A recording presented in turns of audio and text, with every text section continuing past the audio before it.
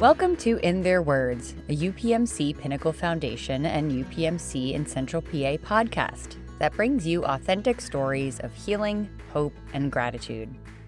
As December wraps us in its gentle embrace, a time when we gather with loved ones and reflect on life's precious moments, we invite you to listen to 4 extraordinary stories from right here in Central Pennsylvania. In this special episode, you'll meet Evamarie, Karenmay, Chad, and Pam. Each of them walked through UPMC's doors facing different challenges, and each emerged with a powerful story to tell. These grateful patients wanted to do more than simply say thank you. They felt compelled to share their journeys with you. You'll hear firsthand accounts of their remarkable paths to healing, the exceptional care they received from their UPMC providers, and the deep bonds formed along the way. Their stories remind us that behind every medical challenge are real people, real emotions, and real triumphs. As you listen to their heartfelt words, you'll discover how the dedicated teams at UPMC in Central PA not only provided outstanding medical care, but also restored hope and renewed their patients' zest for life.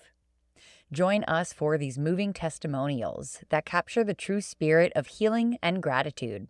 Stories that remind us of the profound impact compassionate healthcare can have on people's lives.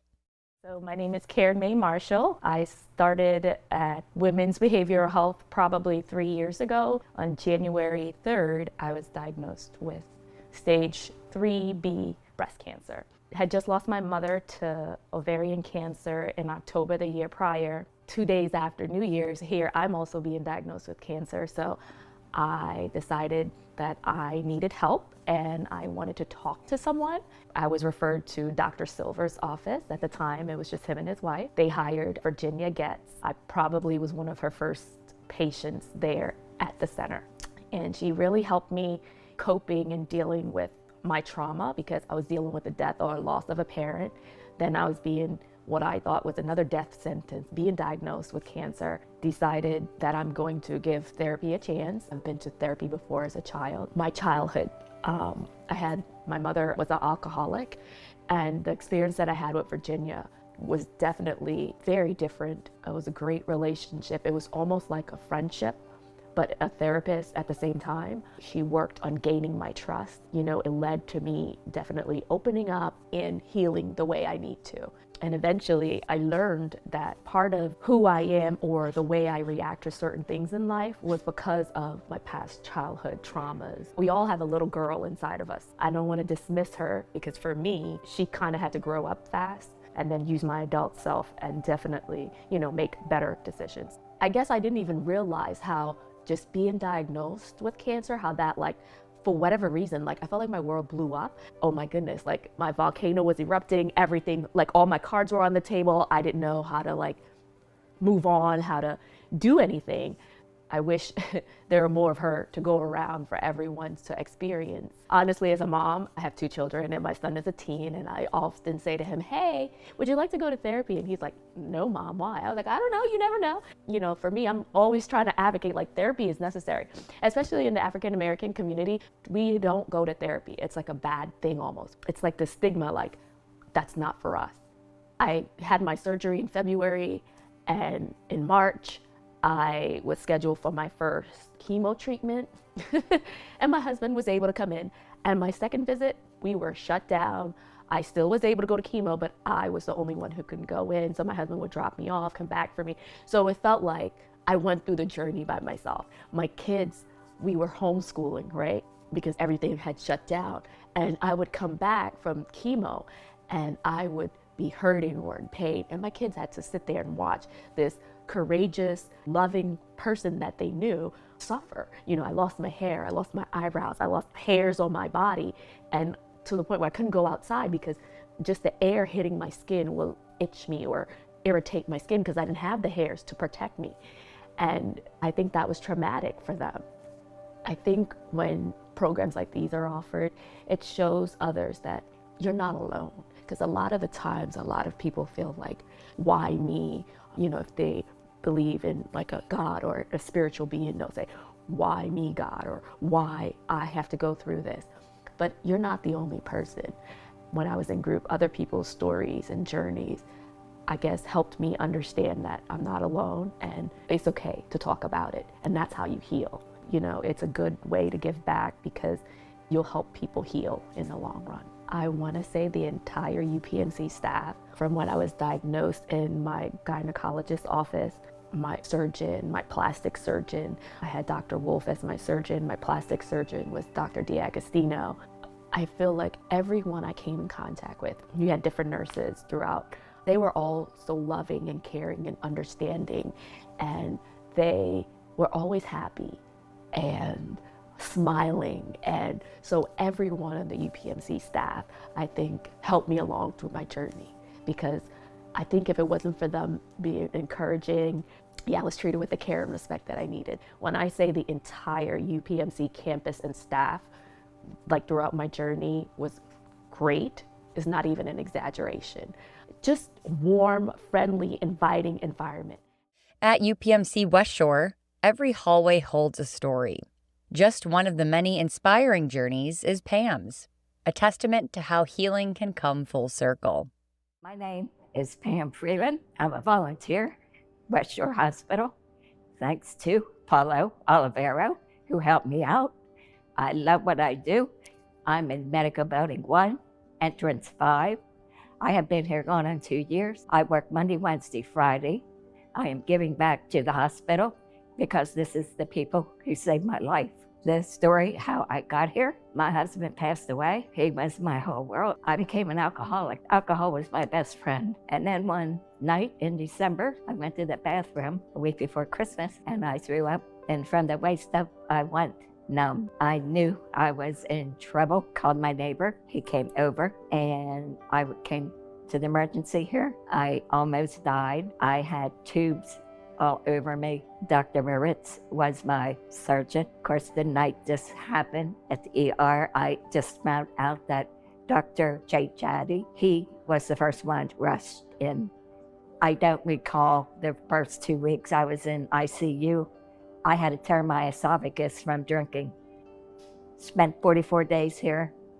The experience changed my life. I went to rehab. I spent almost 2 weeks there.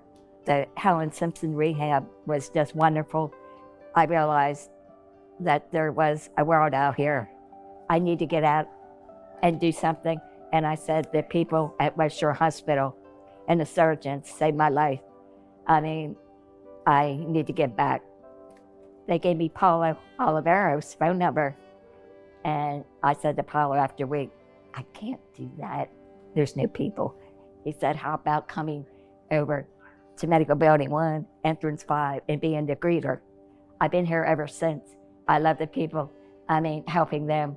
I mean, the elderly that come in here, I take them where they need to go.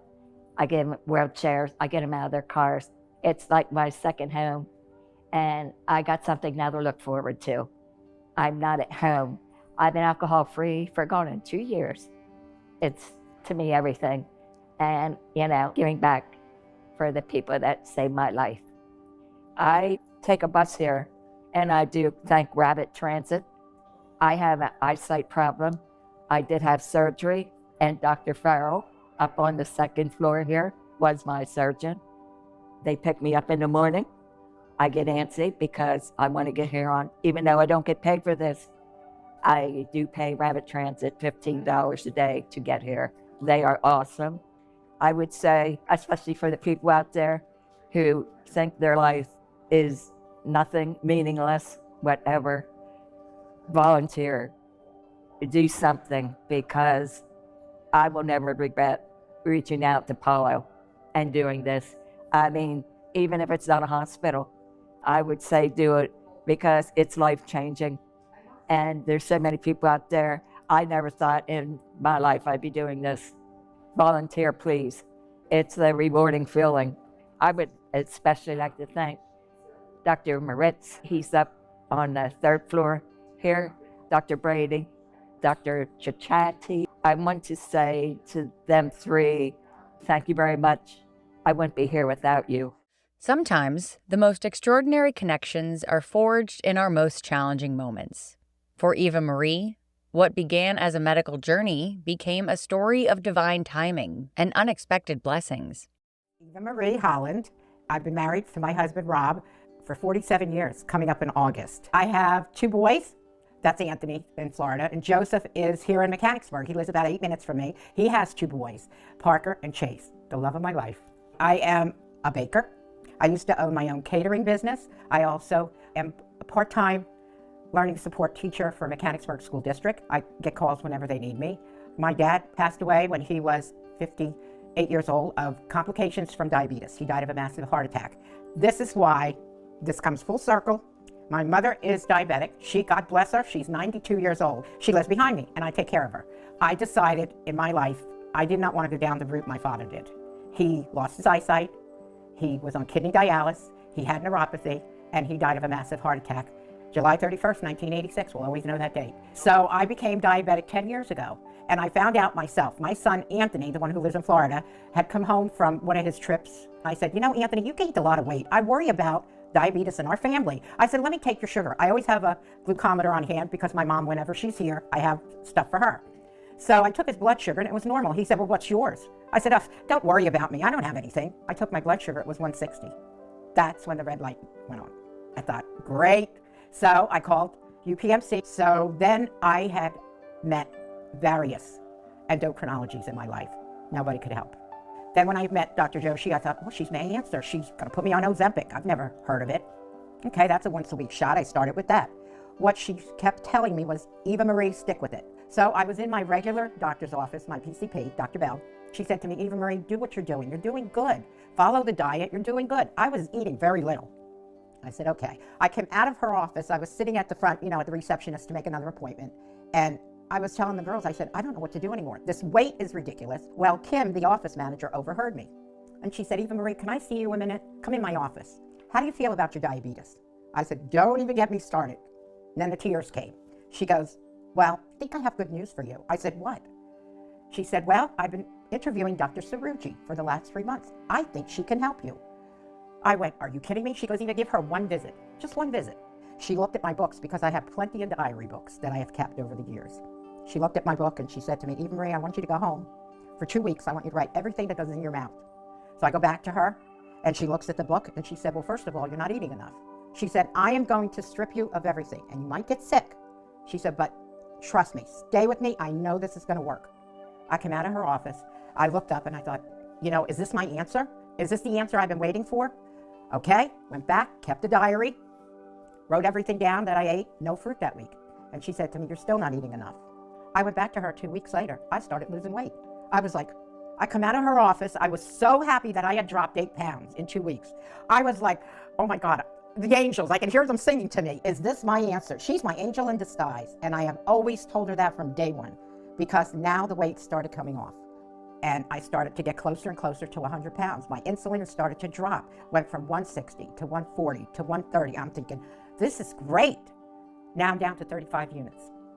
I can't believe it. I really can't believe it. She has taught me a lot about nutrition. And she said to me one day, Evamarie, let me ask you something. What makes you do this? You've lost quite a bit of weight with me. What makes you do this? What pushes you? I said, it comes from here. Because I see my father, I see my mother diabetic, and now my older sister's diabetic. It's not easy. I am not perfect. There are days when I cheat, and I know it. And then I'm right, like she said to me, Evamarie, you can have that birthday cake, but the next day you're right back on it. I didn't have to get gastric bypass, which is a big thing. When I say, I love you to death, you are my angel in disguise, I tell her that all the time. She goes, and my mother met her last year, and my mother said, so you're the angel in my daughter's life. She goes, no, she does all the work, but you taught her. If it wasn't you teaching her, she wouldn't know. I have had 5 times Bell's palsy, which is very rare. People get it once or twice, not me, I get it 5. I was diabetic in 2013, which now it makes 10 years. And also I had cancer. I didn't even know I had cancer. Last year, I developed diverticulosis, another thing that isn't common. So it's just always something. And I work out every single day at the club, which is Planet Fitness. I have a trainer, Ray. I work out with him every single day, 5 days a week, and people go, you're crazy. No, I'm not, because I want to reverse my diabetes, and that's what Dr. Saruji's helping me do. The holiday season is meant to be a time of joy and celebration. But for Chad, 1 December brought unexpected challenges that would test his strength and ultimately transform his perspective on life itself. My name's Chad Whitaker. I'm 41, and I recently developed heart failure. Basically, I was on like a little vacation, a trip away from town, and I noticed I had swelling in my legs and feet. I had shortness of breath, and I had a persistent cough that I had been ignoring for a few months, just brushing it off as being sick or whatever. So I eventually agreed with the persistence of my fiance to go to an urgent care. When I went into the urgent care, they basically took a look at me, heard my symptoms, and said, "We believe you're in heart failure. You need to get to the emergency room as quick as possible." So we headed to the West Shore UPMC hospital, got admitted immediately, had a team of doctors around me, looking at my symptoms, checking out my condition. And basically, at first couple hours, it was touch and go. I mean, there was no guarantee I was going to make it through. When it's all said and done, I had about 30 pounds of fluid that came out of me over the course of 17 days where I was in the hospital. So getting back to the first day, I spent the first 12 hours or so at West Shore. Then I was transferred over to the Harrisburg UPMC hospital because there was more cardiac doctors over there. It was an interesting trip. It was freezing cold. We left at midnight from one hospital, arrived at the other. I was rushed around, basically still waiting for answers. A bunch of tests were being ran, giving blood every 5 minutes to try to figure out what was going on. But by the next day, I started to become more stable. I wasn't out of the woods yet. That would take several days, but I was comfortable. I had a whole team of doctors surrounding me, giving me updates every few hours. I had a wonderful team of nurses. I was in the ICU cardiac unit for about 7 days of my 16 or 17 days I was in the hospital. Can't mention enough how wonderful I was treated by all staff, from janitorial to food service to nurses to doctors. So I spent a good chunk of Christmas and New Year's in the hospital. A lot of people kind of have a negative connotation of being in the hospital. My experience was wonderful. My fiance laughs because I keep talking about how good the food was. I'm an artist, so one of my ideas was to create a piece of art, a video documentation of my entire process. I'm still working on that. I want to wait until I'm pretty much back to normal to finalize everything. So even in that aspect, I was kind of energized by the whole experience, what happened to me, to be able to make things and tell my story and try to be a positive influence on people that might be dealing with something similar, whether they're just resistant to go in and get checked out by ignoring their symptoms the way that I did for a few months, or someone going through it with fears about how they're going to come out on the other side, how the treatments are going to work, how the medication's going to work, how they're going to feel. Pretty much the day I got out of the hospital, changed my eating habits completely around. I became much more active. I walk between 3 and 5 miles every day. Going back to the middle of the summer, way before heart failure, way before I knew I had anything wrong, my mother passed away at the UPMC hospital in Altoona.